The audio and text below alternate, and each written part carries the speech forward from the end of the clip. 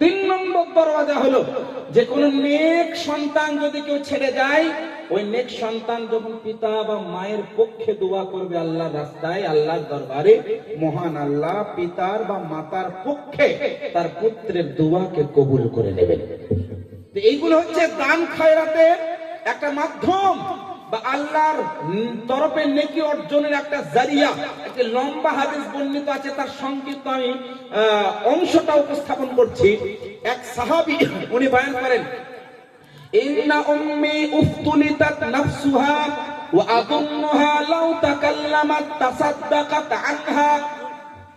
ইয়া রাসূলুল্লাহ, ইয়া হাবিবাল্লাহ, আমার মা ইন্তেকাল করেছে। এই হাদিসটা অনেক ভাবে বর্ণিত আছে আবু দাউদ শরীফের মধ্যে, মুসনাদ ইমাম আহমদ বিন হাম্বলের মধ্যে, অনেক জায়গায় এরকম রয়েছে, ইন্না উম্মি উফতুলিতাত নাফসুহা ওয়া আনা গায়বুন আনহা। আমি সেই সময় আমার মায়ের কাছে ছিলাম না, আমার মা হঠাৎ করে ইন্তেকাল করে। ইন্না উম্মি উফতুলিতাত নাফসুহা, আমার মা হঠাৎ করে ইন্তেকাল করে, ওয়া আনা গায়বুন আনহা, আর আমি সেই সময় উপস্থিত ছিলাম না, আমি অনুপস্থিত ছিলাম। ওয়া আসুন্নুহা লাউ তাকাল্লামাত তাসাদ্দাকাত আনহা, কিন্তু আমার ধারণা হচ্ছে এটাই যে আমার মা যদি ইন্তেকালের আগে কোনো কিছু নসিহত করার, উপদেশ করার বা বলার কোনো সুযোগ পেত না, তো সদকা করার উপদেশ দিয়ে যেত। এটা আমার ধারণা। ইয়া রাসূলুল্লাহ আতাসাদ্দাকু আনহা, আমি যদি আমার মায়ের তরফ থেকে কিছু সদকা করি, দান করি, আমার মা কি কবরে পাবে? আমি হাদিসের ব্যাখ্যাটা একসঙ্গে করছি, অনুবাদ এবং ব্যাখ্যা। আল্লাহ রাসূলের সাহাবী বলেন, আতাসাদ্দাকু আনহা, ইয়া রাসূলুল্লাহ, আমি যদি আমার মায়ের তরফে সদকা করে দিই, দান করে দিই, আমার মায়ের কবরে সেই দান খয়রাতের সওয়াব পৌঁছাবে। শুনে নেন, আজকে কিছু তথাকথিত আহলে হাদিস, ওয়াহাবিয়া, দায়াবিনা, বাতিল পন্থী এমন আছে না নাই গো? এ সব জায়গাতে আছে, সে হ্যাঁ বলুন আর না বলুন, সব জায়গাতে আছে। আজকের যুগে আহলে হাদিস বা এই ধরনের বাতিল পন্থী ব্যক্তিরা বলে না, কারণ নামে এইরকম দান খায়রাত ইত্যাদি করলে তারা কবরে পায় না, সে মরে গেছে, পচে গেছে, নষ্ট হয়ে গেছে, ধুলো ধূসরিত হয়ে গেছে, মিশ্রিত হয়ে গেছে, তার জন্য দান করে আর কি লাভ? মরা গরু কি ঘাস খায়? ভিন্ন ভিন্ন তারা লজিক পেশ করে, তারা এই ধরনের যুক্তি উপস্থাপন করে। আর ওইসব যুক্তিকে লাত মারি। রাসূলের পাক যেটা বলেছেন ওটা আমাদের মাথার উপরে থাকবে। তোমার লজিক এখানে চলবে না, তোমার যুক্তি এখানে চলবে না। যুক্তির ঊর্ধ্বে হচ্ছে রাসূলের পাকের বাণী। তোমার যুক্তি লাগুক, লজিক সেটা বুঝুক চাই না বুঝুক, রাসূলের পাক যেটা বলেছেন ওটা সত্য। রাসূলের পাক সাল্লাল্লাহু আলাইহি ওয়াসাল্লাম তখন সাহাবীর উত্তরে বলেন, যখন বলেন আতাসাদ্দাকু আনহা, আমি কি দান করব? আল্লাহ রাসূল বলেন, নাম, হ্যাঁ, মানে তুমি দান করো তাহলে নেকি পৌঁছাবে, এটা ব্যাখ্যা।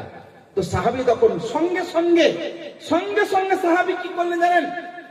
ফা ইন্না লি মাখরাফা, ইয়া রাসূলুল্লাহ, আমার একটি ফলের বাগান আছে, এই ফলের বাগানটা আমি আজকে থেকে মায়ের জন্য দান করে দিলাম। ওয়া ইন্নী উশহিদু, আর আমি আপনাকে সাক্ষী বানিয়ে দিলাম। যদি দান করাটা মায়ের কবরে না পৌঁছাতো, দান করাটা যদি অযথা হতো, অনর্থক হতো, কবরে যদি না পায়, এই যে মরা গরু ঘাস খায় যে লজিক লাগায়, যুক্তি লাগায়, এটাই যদি আসলে বাস্তব হতো, রাসূল পাক তো বারণ করতেন, নবী মুস্তাফা তো নিষেধ করতে পারতেন। কারণ সম্পদকে ব্যয় করা হারাম কিনা গো? হ্যাঁ, সম্পদকে ব্যয় করা মানে অপচয় করা, নষ্ট করা হারাম কিনা? কোরআনের আয়াত, ওয়ালা তুসরিফু ইন্নাল্লাহা লা ইউহিব্বুল মুসরিফিন, অপচয় করো না, আল্লাহ অপচয়কারীকে পছন্দ করেন। ইন্নাল মুবাযযিরিনা কানু ইখওয়ানাশ শায়াতিন, যারা অপচয়কারী তারা শয়তানের চালা, শয়তানের ভাই। তো অপচয় তো করা যাবে না। রাসূল পাক তো বলতে পারতেন, যদি এটা অপচয়ই হতো, দান করলে যদি সওয়াব নাই পেত, তো রাসূল পাক তো বারণ করতে পারতেন। রাসূল পাক তো কোনো হারামকে সমর্থন করতে পারেন না। তো বিষয় হলো এখান থেকে প্রমাণ, সেটা কি? যে আমাদের মৃত ব্যক্তির নামে যদি কিছু দান খয়রাত করে কবরে পৌঁছায়, আলহামদুলিল্লাহ, এটা আমাদের বিশ্বাস। আমি তো ফিকহে হানাফির শাস্ত্রের কিতাব থেকে দলিল দিলাম না, ডাইরেক্ট হাদিস থেকে দলিল দিলাম। ফিকহ শাস্ত্রের একটি মহাগ্রন্থ, যে কিতাবটির নাম রাদ্দুল মুহতার। এই কিতাবের মধ্যে একটি অধ্যায় রয়েছে, যে অধ্যায়ের তত্ত্বাবধানে লম্বা বিবরণ রয়েছে, তার সংক্ষিপ্ত আমি অংশটা উপস্থাপন করছি। সেটা হচ্ছে কি, ওয়ায়ামবাগিল ইনসান আন ইয়াজআলা আমালাহু লিল ইনসানি সাদাকাতান আও সাওমান আও সালাতান আও গায়রা, এরকম শব্দ বর্ণিত আছে রাদ্দুল মুহতারের মধ্যে, যে বৈধ হলো, জায়েজ হলো একজন ব্যক্তি নিজের আমলকে অপর ভাইয়ের জন্য বক্সাতে পারে। সে নামাজ পড়ে হোক, রোজা রেখে হোক, সদকা করে হোক, জায়েজ রয়েছে। তো এই যে দান খয়রাত আপনারা করছেন, এই সব সবগুলো আলহামদুলিল্লাহ ইনশাআল্লাহুর রহমান, এটা আমাদের বিশ্বাস যে মহান আল্লাহ পাক রব্বুল আলামিনের তরফে আপনাদের মরহুমিন এবং মরহুমাদের কবরে আল্লাহ পৌঁছিয়ে দিবেন, বলুন আমিন। এবার আরেকটা বিষয় আমি আলোকপাত করব, যেহেতু এগুলো হুকুকুল ইবাদের মধ্যে পড়ছে। আমার বা আপনার বাড়িতে কোনো পরিবার কেউ ইন্তেকাল করলো, তার আমার প্রতি একটা হক আছে না নাই? উনি ইন্তেকাল করলেন, ওনাকে স্মরণে রাখা এটা তার হক, আমি যাতে তাকে স্মরণে রাখি। এই নয় যে মরে গেল আর অন্য ধর্মের, কারণ আমি অন্য কোনো ধর্মকে টার্গেট করার কোনো প্রয়োজনই মনে করি না, বুঝতে পারছেন না? আমি প্রয়োজনই বোধ করি না। অনেক ব্যক্তি এমন আছে না যে কোরআন হাদিস বাদ দিয়ে এই বেদ সেই বেদ সেই বেদ, ওগুলো আমি শুনি না আর পছন্দও করি না। কোরআনে এত আয়াত ভরা আছে যার ব্যাখ্যা করতে গেলে সারা জীবন শেষ হয়ে যাবে, কোরআনে একটা আয়াতের সম্পূর্ণ ব্যাখ্যা করতে পারবে না। কোন ধর্মকে টার্গেট নেই। কিন্তু কেউ মারা গেল, ভাই হোক, বাবা হোক, মা হোক, চাচা হোক, তো অন্য ধর্মের মতো ওটাকে লাশটাকে বাইরে রেখে দাও, পুড়িয়ে দাও, যাই করে ইত্যাদি ইত্যাদি, বা শেষ, তাকে স্মরণ করার দরকার নেই। কিন্তু আমাদের বিশ্বাস কি গো, কেউ ইন্তেকাল করলে তার হক হলো আমার উপরে কি, যে আমি তাকে স্মরণ করি। তার যদি সম্পদ সে ছেড়ে গেছে, তো তার নামে কিছু ইস্তেহবাবান আমি তার জন্য দান করে দিই। তার যদি ঋণ থাকে উজুবান সেটাকে পূরণ করতে হবে।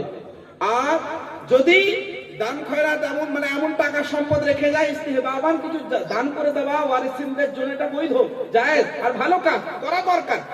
এটা হচ্ছে ওই মৃত ব্যক্তির হক, যেটা আপনার আমাদের উপরে আছে। তা আমরা কি করে অনেক সময় নাম দিয়ে আমরা চাহারুন, তিজা, চালিশওয়া, বাৎসরিক, এগুলো একটা নাম তো না।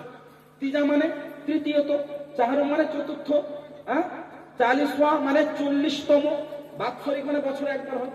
এর মানে তো এটা নয় যে বাৎসরিক, বয়াকার, এই এই এই কোথায় কোরআন আছে হাদিস আছে, এগুলো মহামূর্খের কথা। হ্যাঁ, চালিশওয়া, তো চালিশওয়া কোরআনে কোথায় আছে, হাদিসে কোথায়, মহামূর্খের মতো ব্যাপার এগুলো।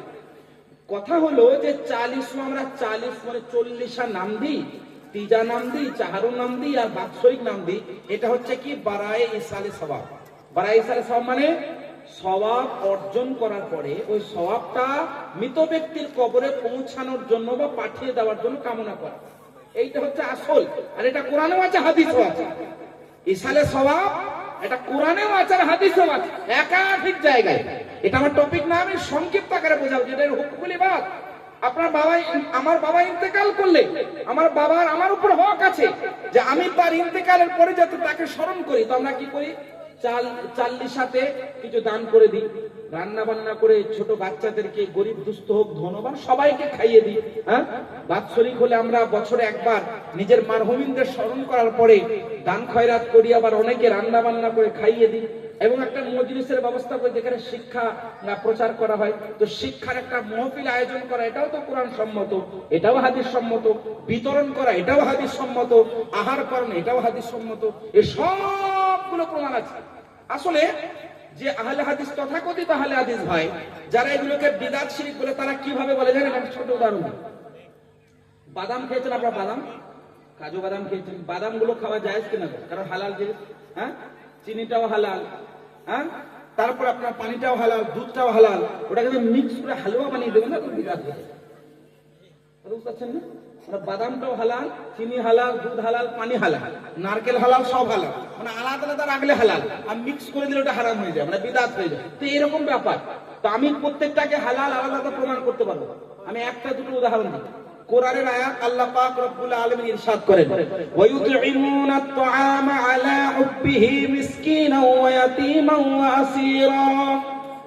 মুমিন মুসলমান যারা, তাদের আদর্শ কেমন হওয়া দরকার, তাদের বৈশিষ্ট্য কেমন হওয়া দরকার, তাদের গুণ কেমন হওয়া দরকার, আল্লাহ কোরআনে বলেন ওয়া ইউতঈমুনা আত-তাআম, তারা কি করে না, আহার করায়, আলা হুব্বিহি মিসকিনাও ওয়া ইয়াতীমান ওয়া আসীরা, যারা আল্লাহর প্রেমে, আল্লাহর মুহাব্বতে ইয়েতিম, মিসকিন এবং কয়দীদেরকে আহার করায়।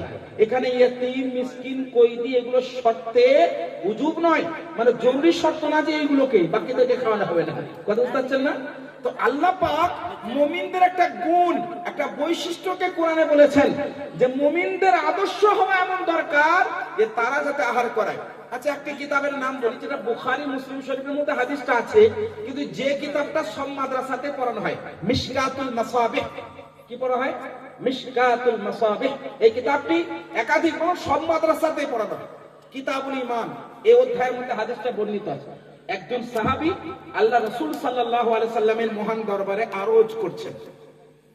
আল্লাহ রাসূলকে বলেন, ইয়া রাসূলুল্লাহ, আইয়ুল ইসলামি খায়র? ইসলাম ধর্মের সবথেকে প্রিয় আমল কোনটা? মানে সাহাবীর জন্য, কারণ আল্লাহ রাসূল ব্যক্তি বিশেষ উত্তর দিতেন, মানে ওই মানুষটার জন্য কোন কাজটা উত্তম সে উত্তর দিতেন। ওই মানুষটি জিজ্ঞাসা করেছে, তো সাহাবী জিজ্ঞেস করলেন, ইয়া রাসূলুল্লাহ, আইয়ুল ইসলামি খায়র? ইসলাম ধর্মের সবথেকে প্রিয় আমল কোনটা, মানে আমার জন্য প্রিয় কোনটা, আমি ইসলামে করলে আমি বেশি নেকি পাবো? আল্লাহ রাসূলের মুবারক বাণীটা শুনেন, এই চাহারুন, চাল্লিসা, তিজা আর বাৎসরিকে সব উত্তর পেয়ে যাবেন। আল্লাহ রাসূল বলেন, তাইবুল কালামি ওয়া ইতআমুত তুআম। দুইটি মুবারক বাণী, কারণ জামিউল কালিম, আল্লাহ রাসূলের মুবারক বাণী সংক্ষিপ্ত হতো, তবে সংক্ষিপ্ত হওয়ার সাথে সাথে ব্যাখ্যা যুক্ত হতো। আল্লাহ রাসূল বলেন, তাইবুল কালাম, মিষ্টি বাক্য লাভ করো, ওয়া ইতআমুত তুআম, এবং আহার করাও, মিষ্টি বাক্য লাভ করো। আচ্ছা, আমি আপনাদেরকে বলি, ওয়াল কালিমাতুত তাইয়্যিবা কোরআনের আয়াত। কোরআন কি মিষ্টি বাক্য না? হাদিস কি মিষ্টি বাক্য না? টক আল হাক্কু মুররুনের মতো ব্যাপার, মানে সত্য বাস্তব কথাগুলো মানুষকে করা লাগে। কিন্তু কোরআনের মতো মিষ্টি কিছু নাই, হাদিসের মতো মিষ্টি কিছু নাই। মিলাদে জলসায় কোরআন পড়া হয় না, হয় না গো? হাদিস পড়া হয় না, হয় না গো? তিজাতে, চাল্লিসা, চাহারুম, বাৎসরিক, এগুলোতে কোরআন পড়া হয় না, হয় না? তো কোরআনটাকে মিষ্টি বাণী নয়, হাদিসটাকে মিষ্টি বাণী নয়, এটা হাদিসের উপর আমল হলো। ওই তাআমুত তুআম, আর আল্লাহ রাসূল বলেন আহার করাও। এই আহার করানোটাও বৈধ, কারণ আল্লাহ রাসূল সাল্লাল্লাহু আলাইহি ওয়াসাল্লাম ইরশাদ করেছেন যে তোমরা আহার করাও। তাহলে কি হবে? এই আহার করালে তোমার জন্য বিশেষ বা শ্রেষ্ঠ কাজ তুমি করে নিতে পারবে। তো এই যে তিজা হোক, চাল্লিসা হোক, চাহার হোক, বাৎসরিক হোক, এটা মৌখিক ভাবে এটা হচ্ছে ইসালে সওয়াবের জন্য। আপনি আহার করালে নেকি পাবেন, আমি আহার করালে নেকি পাবো, আমি মিষ্টি বাক্য লাভ করলে নেকি পাবো।